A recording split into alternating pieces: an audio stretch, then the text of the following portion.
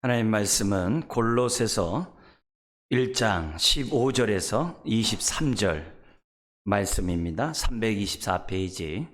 우리 한 절씩 교도하시겠습니다. 1장 15절. 그는 보이지 아니하는 하나님의 형상이시요 모든 피조물보다 먼저 나신 이시니 만물이 그에게서 창조되되 하늘과 땅에서 보이는 것들과 보이지 않는 것들과 혹은 왕권들이나 주권들이나 통치자들이나 권세들이나 만물이 다 그로 말미암고 그를 위하여 창조되었고 또한 그가 만물보다 먼저 계시고 만물이 그 안에 함께 섰느니라. 그는 몸인 의의 머리시라. 그가 근본이시요 죽은 자들 가운데서 먼저 나신 이시니 이는 친히 만물의 으뜸이 되려 하심이요 아버지께서는 모든 충만으로 예수 안에 거하게 하시고 그의 십자가의 피로 화평을 이루사 만물 곧 땅에 있는 것들이나 하늘에 있는 것들이 다 그로 말미암아 자기와 화목하게 되기를 기뻐하심이라. 전에 악한 행실로 멀리 떠나 마음으로 원수가 되었던 너희를 이제는 그의 육체의 죽음으로 말미암아 화목하게 하사 너희를 거룩하고 흠없고 책망할 것이 없는 자로 그 앞에 세우고자 하셨으니 같죠? 만일 너희가 믿음에 거하고 더 위에 굳게 서서 너희 들은 바 복음의 소망에서 흔들리지 아니하면 그리하리라. 이 복음은 천하 만민에게 전파된 바요 바울은 이 복음의 일꾼이 되었노라. 아멘. 오늘은 어버이 주일입니다. 하나님을 경외하는 모든 부모님들에게 자손의 자손이 하늘의 복을 받는 것을 보는 부모님 되시기를 주의 이름으로 축원합니다. 부모님들의 기도는 하늘에 상달되는 은혜가 있습니다. 성경에 기록된 정말 하나님 앞에 귀히 쓰임받았던 대부분의 사람들은 다 그의 부모들이 하나님을 경외했던 것을 보게 됩니다. 아브라함, 이삭, 야곱, 요셉, 모세의 부모, 사무엘의 부모를 비롯한 심지어 육신 가운데 예수님을 태어나게 하셨던 또 마리아, 모든 부모가 하나님을 경외했던 것을 보게 됩니다. 부모가 이 땅에 살면서 가장 기쁜 행복은 자신의 허위호식보다는 자식들이 하늘의 복을 받는 것임을 우리는 잘 압니다. 자식들을 위한 여러분의 기도 위에 하늘의 신령한 복이 넘쳐나길 주의 이름 축원합니다. 또한 자녀들은 부모를 공경함으로 약속 있는 그 첫 계명의 축복을 모든 자녀들 또한 누리시기를 다시 한번 주의 이름으로 축원합니다.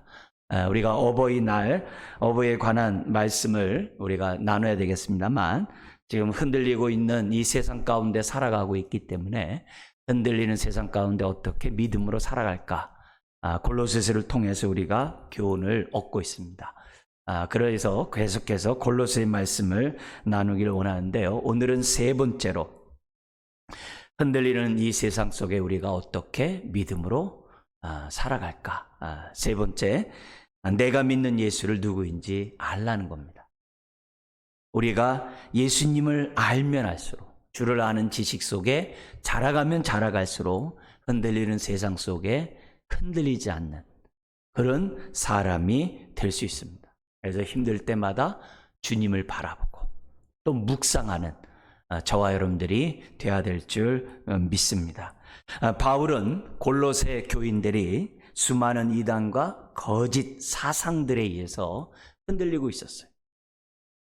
근데 그들이 그렇게 흔들리는 이유는 다른 것이 아니라 그들이 믿고 있는 예수님을 잘 모르기 때문이라는 거죠.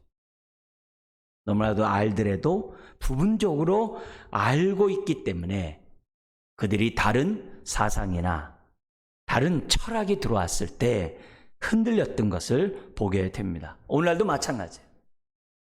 우리들의 삶 속에서 어려운 일 때문에 때로는 그것이 질병일 수 있고 여러 가지 내가 원치 않는 아픔일 수도 있어요. 예기치 않은 고통일 수 있어요. 근데 그런 일이 있을 때 왜 흔들리는가?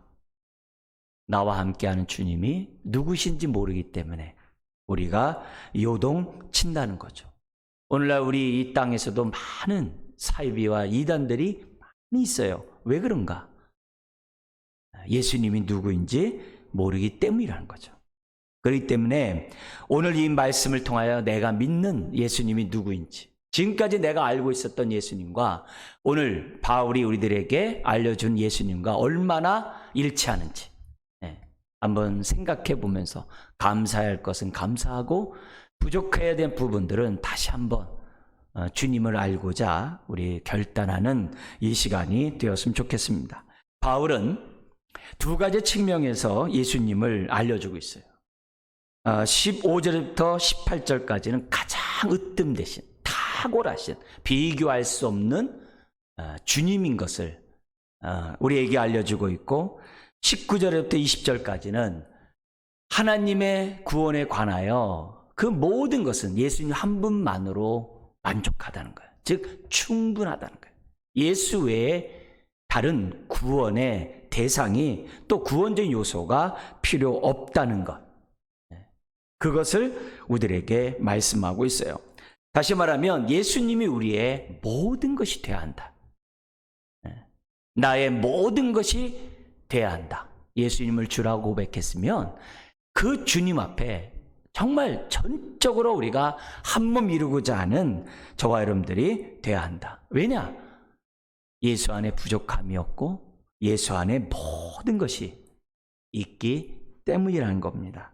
바울은 옛날 창조, 세상 만물을 창조했을 때뿐만이 아니라 새 창조, 구원으로 저와 여러분들을 구원하고 교회를 세우고 하나님 나라를 이루어가는 그 새 창조에 있어서도 가장 으뜸이 되신, 그리고 그분만으로, 그분의 십자가에 죽으시고 부활만으로도 충분하다는 것을 지금 말하고 있어요.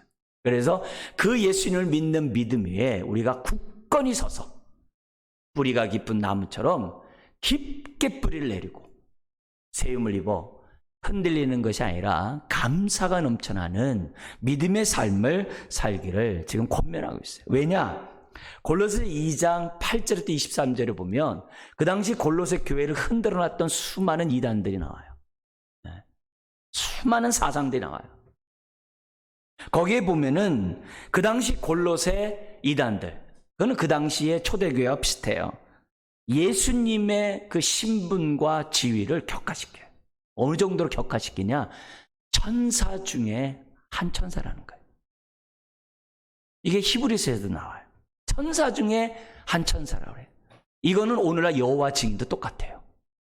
그러니까 굉장히 오랫동안 내려오는 이단이거든요. 그런 예수님을 격화시키는 그런 모습이 골로새 교회에 있었다는 거예요. 심지어는 구원을 받는 데서도 예수님을 믿으면 되는데 부족하다는 거예요. 그래서 더 많은 철학 지식과 율법에 순종해야 되고 여러 가지 정말 금욕과 그런 것들을 플러스 뭔가를 해야지만 구원에 이룰 수 있다라고 그 당시 주장을 한 거예요. 오늘날도 똑같죠. 예수님 믿고 플러스 정말 선행을 해야지만이 구원이 있다고 하는, 이슬람 같은 경우도 대표적인 거죠. 5가지 행동을 해야 구원에 이른다. 이런 의미에서 오늘날도 옛날에 있었던 그 거짓 사상이 계속 내려온 것을 봐요. 예수님이 모든 게 아니에요. 예수님 한 분만으로 모든 것이 이루어졌음에도 불구하고 예수님 외에 다른 것을 요구하는 이런 것.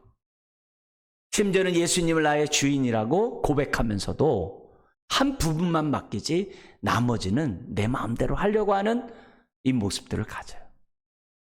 힘들고 어려울 때 예수님 한 분만을 붙잡아야 되는데 예수님의 다른 것을 붙잡고자 해요. 이런 일련의 모습을 갖고 있는 이유는 뭐냐? 내가 믿는 예수님이 누군지 모르기 때문이라는 거예요. 그래서 요동치는 거고 흔들리고 있다는 거죠.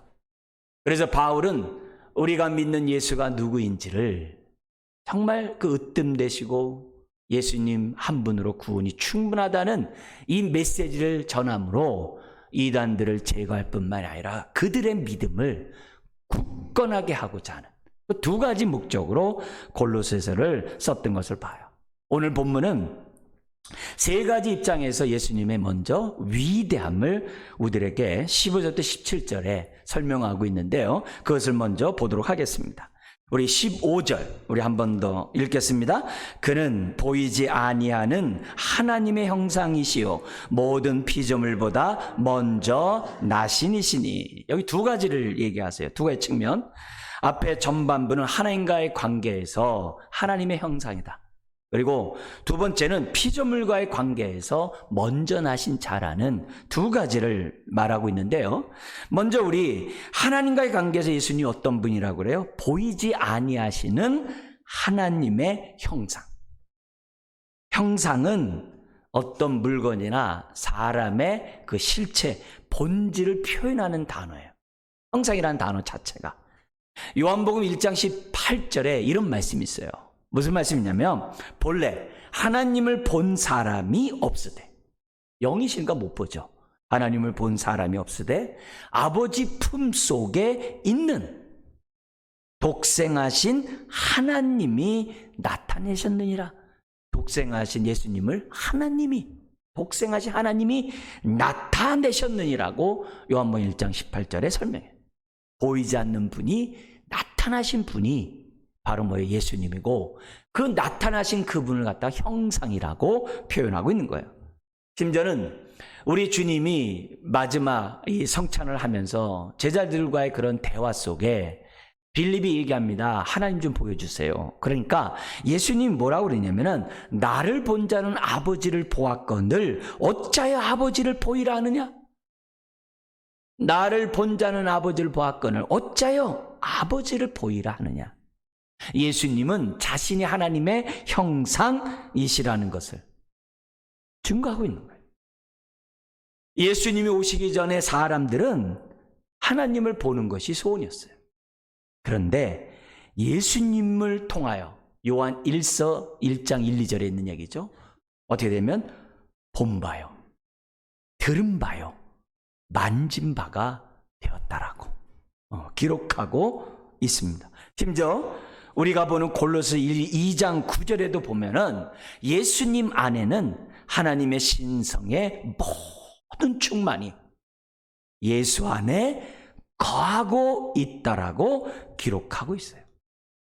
예수님 안에 하나님의 그 신성이 가득 충만한 분이라고 기록하고 있어요. 이게 무슨 말이에요? 지금 예수님은 단순한 천사와 같은 그런 피조물이 아니라는 거예요. 그래서 천사 숭배 같은 그런 행동들을 하지 말라는 거예요. 예수님은 하나님과 동등 되시는 하나님이시라는 거예요. 동등 되시는 뿐만이 아니라 그 당시 육체는 더럽다고 하는 헬라 철학이 있거든요. 영혼의 감옥이 육신이라고 했던 것이 헬라 철학들이거든요. 그래서 육을 부정하게 보고 있었는데 그게 아니라는 거예요. 왜요?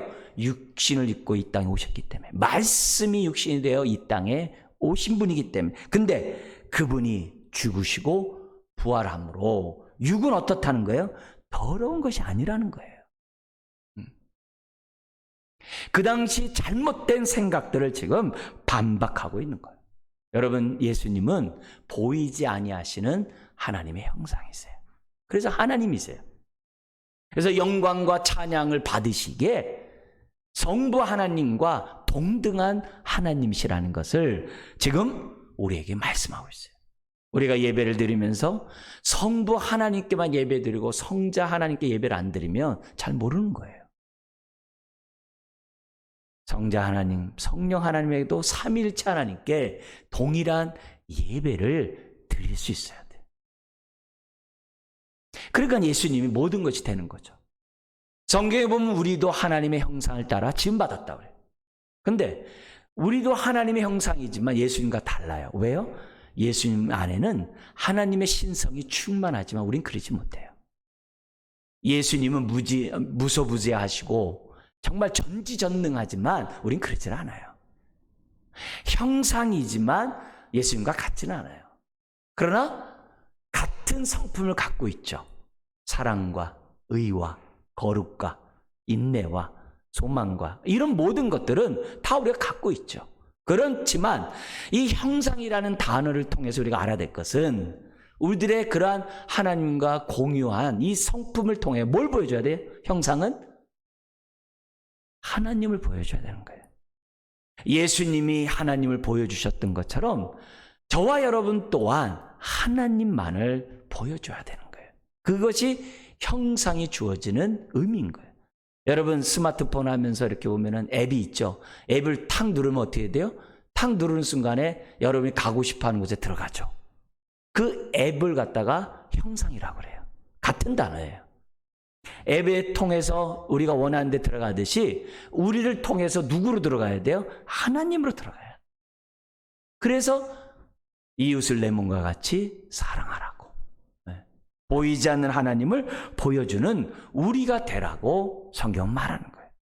두 번째로 예수님은 피조물과의 관계에서 어떤 분이냐? 15절 하반절부터 17절까지 나오고 있는데요. 15절에서는 모든 피조물보다 먼저 나신 자라고 얘기를 해요. 이 먼저 나셨다는 이 말을 여호와 증인은 창조되었다라고 얘기를 하는 거예요. 예수님 먼저 나셨다, 먼저 창조됐다라고 여호와 증인은 오늘날도 지금 주장하는 거예요. 근데 먼저 창조되었다는 이 단어와 먼저 나셨다는 단어는 다른 단어예요. 단어 자체가 달라요.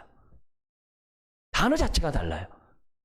여기 먼저 나셨다는 얘기는 17절에 있는 것처럼 그가 만물보다 먼저 계셨다라는 뜻이에요. 만물보다 먼저 계시다는 뜻이 먼저 나신이라는 얘기예요. 먼저 계신다는 말이 무슨 말이에요? 선재하신다 이 말이에요. 모든 피조물이 생기기 전에 계셨다 이 말이에요. 그래서 헬라어 단어 자체도 완전히 달라요. 여러분들에게 제가 그걸 얘기할 이유는 없고요. 이렇게 너무 어려워지니까 중요한 건 뭐냐면 여호와 증인들은 예수님을 천사 중에 하나로 피조물로 보고 있구나 이렇게 생각하면 되고 그 생각은 이미 골로새 시대 때부터 있다는 거예요. 오늘 성경이 우리에게 보여주는 얘기는 예수님이 먼저 나신 자, 다시 말하면 선지하시고 창조주라는 사실을 지금 말씀하고 있는 거예요. 먼저 나셨다는 얘기는 선지하시고 만물을 창조하신 분, 그런 단어라는 것을 저와 여러분들이 분명히 기억하고 있어야 돼요. 여기 먼저 나셨다는 얘기는 시간적으로 태어났다는 얘기가 아니라 우선순위라는 거예요. 모든 것이 예수님으로부터 출발되었다는 표현이에요. 근원이라는 거예요. 그래서 우리가 기본적으로 예수님을 바라볼 때마다 예수님도 성부 하나님에 의해서 창조되었나? 그렇게 생각하면 안 되는 거예요. 우리 예수님은 영원하신 요한복음 1장 1절에 있는 것처럼 하나님과 함께 하시는 삼위일체 중에 한 분이라는 사실을 저와 여러분들이 기억하고 있어야 돼요. 우리 주님은 어떤 분이라고요? 먼저 나신 분. 근데 16절에 먼저 나신 분이 어떤 일을 했느냐? 창조하셨다는 거예요. 그게 16절에 있는데요. 같이 한번 읽겠습니다. 만물이 그에게서 창조되되 하늘과 땅에서 보이는 것들과 보이지 않는 것들과 혹은 왕권들이나 주권들이나 통치자들이나 권세들이나 만물이 다 그로 말미암고 그를 위하여 창조되었고 그랬어요. 여러분 우리나라가 이 단군 이런 숭배 속에 우리나라가 있지 않습니까? 이 단군을 믿는 우리 동양 종교의 그 영적 계를 보면 엄청난 계층이 많아요. 우리는 근데 관심 없어서 그냥 넘어갑니다만 영적인 그 세계에 굉장히 계급이 많아요. 거기 마지막이 우리가 우리나라 이 토착 종교 속에서 뭐예요?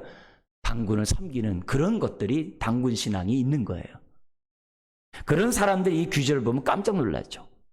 근데 그런 영계의 그 계급을 그 당시 헬라의 골로새 교회 지역뿐만 아니라 헬라 사상을 갖고 있는 세상 속의 기본 지식이었어요. 근데 지금 뭐라 그런 거예요? 그런 것까지도 예수님이 다 창조했다. 있다면 다 창조했다는 거예요. 보이는 거나 보이지 않는 거나 다 창조했다. 오늘날의 전자, 원자, 핵, 뭐 이런 공기, 이런 모든 것, 영적 존재의 모든 것까지도 다 창조했다는 거예요. 누구로부터 말미암았다고요? 예수 그리스도로부터 말미암은 거예요. 근데 말미암았다는 것으로 끝나는 게 아니라 뭐라고요? 16절 끝에 그를 위하여 창조되었대. 예수님을 위하여 창조되었대요. 그럼 예수님을 위하여 창조되었다는 말은 무슨 말이에요? 피조물들은 예수님께 굴복해야 한다는 거예요. 순복해야 한다는 거예요. 모든 피조물은 예수님에게 순종해야만 한다는 것. 예수님께 영광을 돌리는 건 두말할 것도 없고 예수님께 복종해야 한다는 것을 지금 뭐예요? 16절에 말씀하고 있어요. 그런데 이런 예수님을 천사 중에 으뜸되는 천사장으로 생각을 해? 말 같지 않은 소리 하지 말라는 거예요. 심지어는 17절에 또한 그가 만물보다 먼저 계시고, 아까 선제라고 그랬어요. 만물이 그 안에서 함께 섰느니라. 만물은 예수 안에 있을 때만 존재 가치가 있는 거예요. 예수의 명령을 따를 때만 존립 의미가 있는 거예요. 존립할 수 있는 거예요. 이 얘기는 오늘 저와 여러분도 마찬가지예요.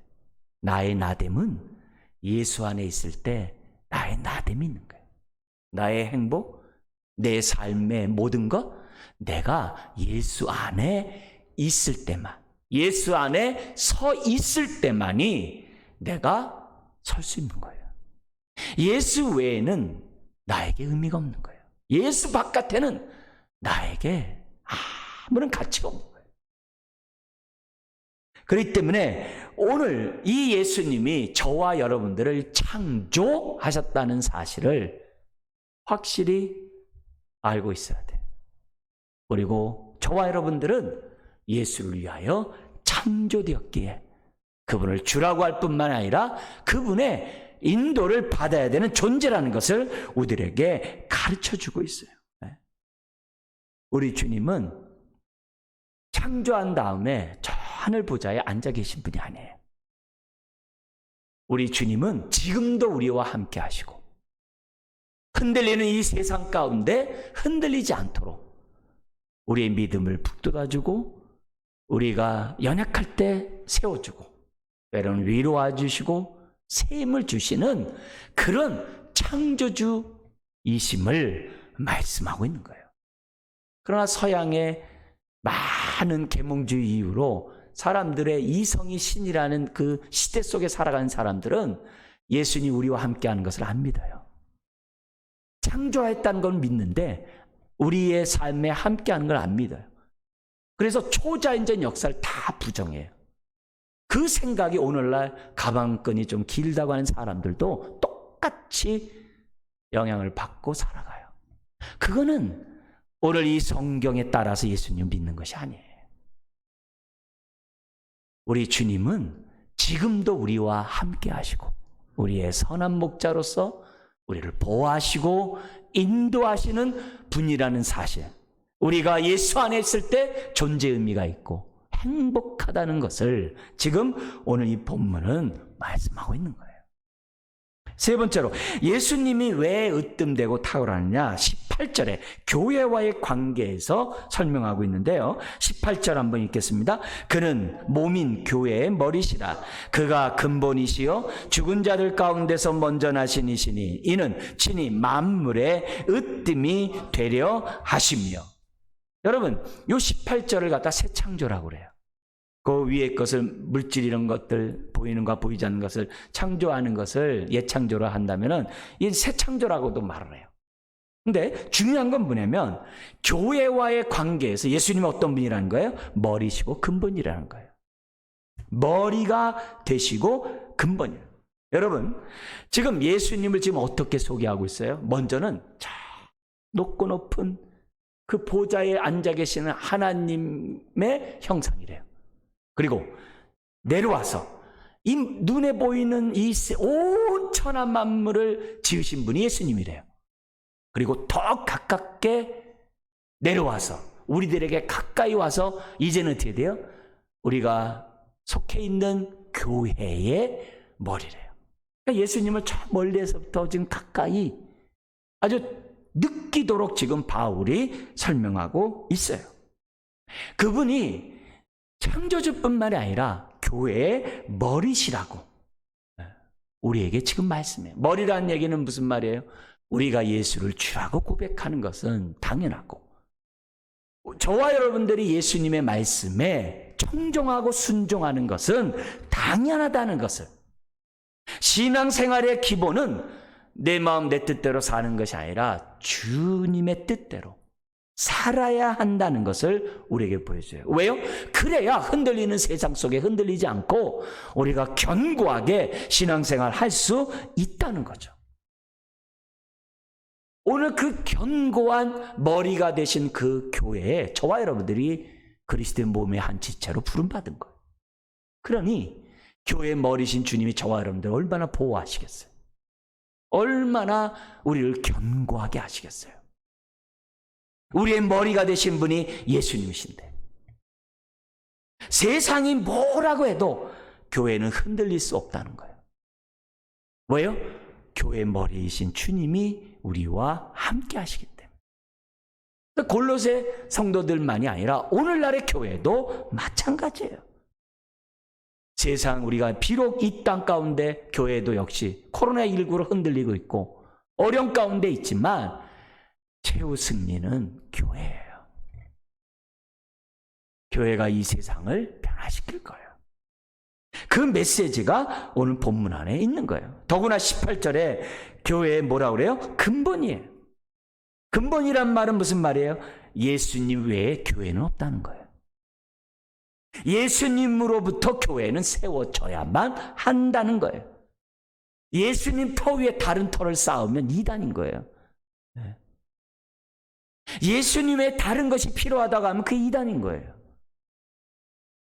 오직 교회는, 저와 여러분들은 예수 그리스도의 터 위에만 깊게 뿌리를 내리고 세움을 입어야만 한다는 거예요. 그래서 근본이에요. 더구나 그분은 죽은 자들 가운데서 어떻게 했다고 그래요? 먼저 나신 이시니 부활의 첫 열매라 이게. 죽으실 뿐만 아니라 부활하셔서 교회의 머리가 되신 분이에요. 죄와 사망의 모든 것들을 파괴하시고 심판하시고 승리하신 그 부활의 주님이 교회의 머리시라는 거예요. 그런 분이에요. 그러니 그분 안에 우리가 있다고 한다면 어떤 사탄이 우리를 흔들 수 있으며 그 사탄의 영향을 받고 있는 모든 영적 존재가 우리를 흔들 수 있으며 이 세상 피조물이 교회를 흔들 수 있냐? 없다 이게. 저와 여러분들을 흔들 수 있냐? 이게 없다 이게. 오히려 흔들리는 세상에서 믿음의 삶을 살아갈 수 있다는 거죠. 여러분, 내가 믿는 주님이 죽고 부활했다는 이 단편한 지시로 끝날 것이 아니라 그분이 교회의 머리가 되시고 그분이 교회의 근본이심을 확실히 우리가 알고 있어야 돼요. 그래서 내가 믿는 예수님 외에 다른 그 어떤 것이 필요하지 않다는 것을 우리는 기억해야 돼요. 사랑하는 성도 여러분, 지금 바울이 예수님에 대해서 세 가지 영역으로 지금 우리들에게 말씀하고 있어요. 하나님과의 관계에서, 피조물과의 관계에서, 교회의 관계에서 예수님이 누군지 지금 우리에게 알려주고 있어요. 여러분, 이때 바울의 마음 어땠을까요? 굉장히 벅차올랐을 거예요. 그리고 이런 주님을 쓰면서 우리 주님께 영광과 찬양을 올려드렸을 거예요. 더구나 그 찬양 올리면서 또한 하나님의 은혜, 다함이 없는 은혜에 감격했겠죠. 왜요? 내가 이 예수를 모를 때는 핍박했었는데 더구나 핍박한 나에게 사도의 직분을, 복음을 전할 수 있는 은혜를 주신 것에 감격하면서 바울은 이 글을 쓰고 있다는 거죠. 여러분, 그렇기 때문에 오늘 이 지금 바울이 알려준 이 으뜸 되신 그 주님을 오늘 지금 나는 제대로 알고 있고 영광을 올리고 있냐, 이게. 만물을 보면서 이것이 주님의 솜씨라고 찬양하냐, 이게. 네? 세상 돌아가는 걸 보면서 정말 살아계신 하나님, 도대체 살아계시다면 왜 이렇게 내버려 두는가? 왜 나에게 어려운 일을 허락하는가? 지금 이 세상에 돌아가는 이 불법과 이 불의를 보면서 도대체 하나님이 이 세상 통치하는 게 맞는가? 의심스러운 상황이 있다 할지라도 세상을 통치하는 분이 바로 예수님인 것을 확신하냐. 뿐만이 아닙니다. 예수님을 나의 구세주 주님이라고 고백하고 있는 이 교회를 여러분 어떤 눈으로 바라보면서 그리스도의 몸된 교회를 세우고자 여러분들 어떤 일들을 하고 있냐, 이게. 가장 안전한 곳이 교회인데 이 교회를 위해 내가 그 교회, 이 교회에 속되어 있는데 나는 이 교회를 바라본 눈은 어떤 애게요? 오늘 주제와 연관해서 흔들리는 세상 속에 흔들리지 않고 나는 지금 믿음으로 지금 살아가고 있냐. 살아간다면은 할렐루야하고 주님을 의지하고 주님을 바라본 가운데 살아가면 아멘하고, 그러나 그러지 못하고 있다고 한다면 내가 믿는 예수님을 아직 잘 모른다는 거예요. 고난이 있고 흔들리는 고통이 와도 우리는 23절 상반절과 같은 확신이 있어야 돼. 만일 너희가 믿음에 거하고 터 위에 굳게 서서 너희 들은 바 복음의 소망에서 흔들리지 아니하면 어떻게 된다고요? 그리하리라. 우리의 흔들림이 나의 결단에 있는 것이 아니에요. 내가 갖고 있는 어떤 권세, 능력에 있는 것이 아니에요. 주님과 하나 되는데 나의 견고함이 있다는 사실을 우리는 분명히 알아야 돼. 개인적으로만이 아니에요. 교회도 우리가 믿어야 돼요. 우리 교회는 교회의 주인이 예수님이에요. 교회는 주님이 통치하고 이끌어 가시는 거예요. 교회를 볼 때 막 흔들리고 교회를 볼 때 난리가 막 났어도 교회를 바라보는 눈이 주님의 눈으로 봐야 돼요. 아무리 교회가 풍비박산났고 아무리 흔들리는 그런 가운데 있다 할지라도 교회의 주인이 주님인 것을 우리가 믿는다고 한다면 흔들리는 교회를 견고케 하는데 저와 여러분들이 쓰임을 받을 수 있는 거예요. 사람의 눈으로 보여지는 그런 현상으로 교회를 볼 것이 아니라 교회와 함께하는 머리 대신 주님을 바라보면서 신앙 생활해야만 한다는 것을 잊어서는 안 돼요. 나를 볼 때도 나의 어떤 스펙이 아니라 내 안에 주님이 있는 것을 볼 때 경고하는 거예요. 우리 교회도 어떤 외형적인 것이 아니라 우리 교회에 과연 주님이 함께하느냐, 그걸 볼 때 그것이 올바른 믿음을 갖고 있는 사람이라는 것을 우리가 보여줘요. 그래서 교회는 최후 승리를 얻을 곳이 교회예요. 바울은 흔들리고 있는 골로새 교인뿐만 아니라 오늘 우리들이 살아가는 저와 여러분들에게도 예수를 알라는 거죠. 그리고 19절부터 20절은 뭐냐면은 이렇게 으뜸 되신 주님과 함께 예수님은 구원에 관하여서도 예수님 한 분 외에는 없다는 거예요. 충분하다는 거예요. 다른 것이 어떤 필요하지 않다. 뭐 율법을 지켜야 된다, 뭐 금욕주의를 해야 된다, 더 마른 철학 사상을 알아야 된다, 영적 세계를 알아야 된다. 그럴 필요가 없다는 거예요. 예수님만 알면 된다. 그리고 예수님이 죽으시고 부활한 것으로 이미 이 온 세상은 다 끝났다. 그 얘기를 지금 말씀하고 있어요. 왜냐? 하나님이 그렇게 하고자 작정하셨거든요. 성부 하나님이 예수 안에서 구원과 회복을 이루고자 뜻하셨거든요. 예수님 외에는 없어요. 그래서 19절 20절이 있는 겁니다. 같이 한번 읽겠습니다. 아버지께서는 모든 충만으로 예수 안에 거하게 하시고 그의 십자가의 피로 화평을 이루사 만물 곧 땅에 있는 것들이나 하늘에 있는 것들이 다 그로 말미암아 자기와 화목하게 되기를 기뻐하심이라. 여러분 19절 앞에 왜냐하면이 빠져 있어요. 그러니까 18절과 연관되겠죠. 그리고 19절에 20절의 주어는 아버지께서는이에요. 동사는 어디 있냐면 20절 제 끝에 있어요. 기뻐하심이라. 하나님이 기뻐하신다. 뭘 기뻐하냐? 예수 안에서 만물이 회복되는 것을 기뻐하신다 이게. 예수 바깥에서 만물을 회복하는 것이 아니라 우리를 구원하고 정말 회복하는 이 모든 것, 죄로 말미암아 온 우주 만물이 다 망가졌잖아요. 우리의 구원과 함께 만물이 회복되는 것, 새하늘과 새 땅이 이루어지는 그것, 예수 안에서 우리 하나님이 계획하시고 역사하셨다는 것을 우리에게 가르쳐주고 있어요. 그러면서 19절에 이렇게 얘기합니다. 아버지께서는 모든 충만으로 예수 안에 거하게 하시고, 예수 안에 모든 것이 있다는 거예요. 우리는 이 단어가 낯선 단어입니다만 골로새에 있는 그 지역의 성도들은 그냥 귀에 못이 박히도록 듣는 이런 말들이에요. 어디 안에 그런 모든 것들이 있느냐 막 이렇게 얘기하는 거예요. 예수 안에 모든 것이 있다는 거예요. 모든 충만으로 예수 안에 거하게 하시고, 이 거한다는 게 일시적으로 거하는 게 아니라 영원히 거하게 하시고, 이런 단어예요. 예수 안에 모든 것이 있다는 거죠. 화목의 주체는 바로 우리 하나님이세요. 네? 그러면서 예수 안에서 저와 여러분들이 어떻게 돼요? 만물을 다 화해, 우리가 허물과 죄로 죽었던 우리를 살리셔서 하나님의 의의 자녀가 되게 하는 것 두말할 것도 없고, 그가 말에 권세이 있는 사람들 빛 아래 들어가게 해서 하나님의 자녀가 되고 권속이 되고 백성이 되는 것 두말할 것도 없고, 이 피조물까지도, 로마서 8장에서도 얘기하는 얘기예요. 피조물까지도 빨리 어떻게 돼요? 우리가 구원받아서 자신들도 회복되기를 원하고 있어요. 그것을 지금 어떻게 돼요? 하나님이 예수님을 통해 지금 하고 있다는 거예요. 여러분, 만물이 예수 안에서 다 새롭게 될 거예요.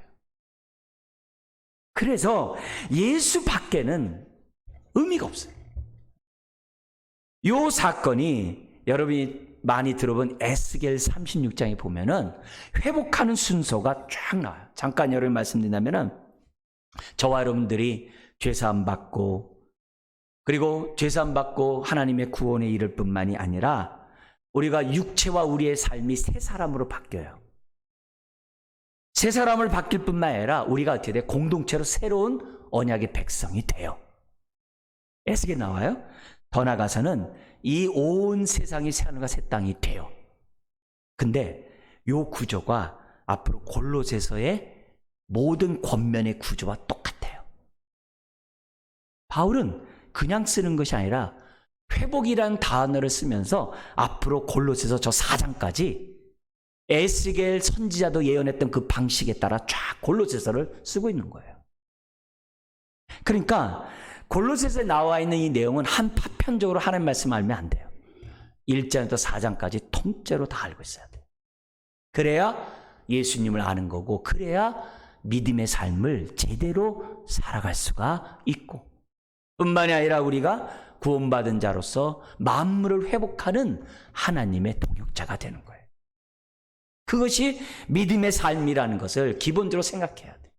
지금 나라가 흔들리고 있고 이것 때문에 흔들리고 저렇게 흔들리고 그런 지역적인 문제 때문에 요동하지 마세요. 본질적인 하나님 말씀을 붙잡고 예수님과 딱 연합돼야 돼요. 네? 나라가 어떻게 이렇게 되고 저렇게 되고 막 불안, 그렇게 하지 마세요. 예수님을 알고 예수님과 온전히 연합되는 가운데 저와 여러분들이 살아야만 하는 거예요. 그러면서 21절부터 23절은 뭐냐면 바로 이 예수님께 깊게 뿌리를 내리고 세움을 입으라 이게.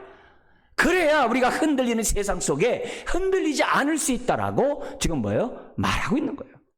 그래서 21절, 22절에 이렇게 얘기를 해요. 21절, 23절이 개인에게 이 말씀을 적용하면서 뭐냐면 너의 과거의 모습을 봐라. 전에 악한 행실로 멀리 떠나 마음으로 원수되었던 너희를 이제는 그의 육체의 죽음으로 말미암아 화목하게 하사 죄사함 받고 하나님의 자녀가 되게 하지 않았냐 이게요. 너희를 그리고 거룩하고 흠없고 책망할 것이 없는 자로 하나님 앞에 세우고자 하셨으니. 여러분, 여기 보면 구원이란 이 단어 자체가 지금 우리가 회복된다는 이 단어를 지금 21절 22절에 우리에게 설명하면서 이 화목, 하나님과 화목된 이것이 단순히 죄사함 받는 것으로 끝나는 것이 아니라 우리가 어떤 사람으로요? 하나님 앞에서 거룩하고 흠없고 책망할 것이 없는 자로 우리를 세우고자 하는 것이 회복의 목적 가운데 있다는 거예요. 근데 이 22절의 말씀이 에베소 1장에 보면은 하나님이 예수 안에서 우리를 구원한 목적과 똑같아요. 회복의 목적이나 구원의 목적은 똑같다 이 말이에요. 하나님 앞에 세우고자 하셨다는 거예요. 그렇다면 저와 여러분들 어떻게 해야 된다? 23절처럼 믿음에 굳건하고 이 믿음의 터 위에 굳게 서서 흔들리지 말아야 한다는 것을 우리에게 가르치고 있어요. 그러니까 결국 흔들리는 세상 속에 흔들리지 않으려면 주님과의 관계가 올바라야 돼. 그리고 내가 어떤 은혜를 받은지 알아야 돼요. 어떤 은혜를, 내가 주님과 내가 어떻게 회복되었는지를 확실히 알고 있어야 돼요. 그래야 이 확실히 알아야 우리의 믿음이 견고해질 수가 있는 거죠. 주님에 대한 지식이 없으니까 믿음이 이리저리 흔들리고 있다는 거예요. 그러면 이 얘기를 왜 하는 거예요? 지금 골로새 성도들은 에바브라를 통해서 복음을 들었어요. 근데 에바브라를 통해서 들었던 이 복음이면 충분해요. 에바브라를 통해 들었던 예수님이면 충분해요. 그런데 충분함에도 불구하고 그 예수님을 잘 모르기 때문에 이단들에 의해서 자꾸 흔들리고 있었거든요. 세상 사상에 흔들리고 있었거든요. 거기에 대해서 지금 바울이 무슨 얘기하는 거예요? 아니다 이게. 앞에서도 얘기했듯이 에바브를 통해서 전해준 이 복음은 정말 우리가 전해준 대로 들은 대로 절한 거다. 너희들이 알고 있는 그 예수가 다다. 그리고 너희들이 믿고 있는 그 믿음은 참된 거다. 그렇기 때문에 너희들이 들은 그 복음에 따라서 견고한 믿음을 갖기를 지금 권면하고 있다는 거예요. 그렇다면 이건 오늘도 똑같은 거예요. 우리가 흔들린 이 세상 속에 살아갈 때마다 흔들리면은 뭐예요? 아, 내가 예수를 확실히 알지 못하구나. 내 믿음이 확실하지가 않구나. 예수님 안에서 내가 깊게 뿌리를 내리고 세움을 입지 않았구나. 이렇게 생각하라는 거예요. 누구 때문에, 뭐 때문에 그렇게 하지 말라 이게요. 앞으로 이거 불안해서 이거 어떡하지? 그렇게 하지 말라 이게요.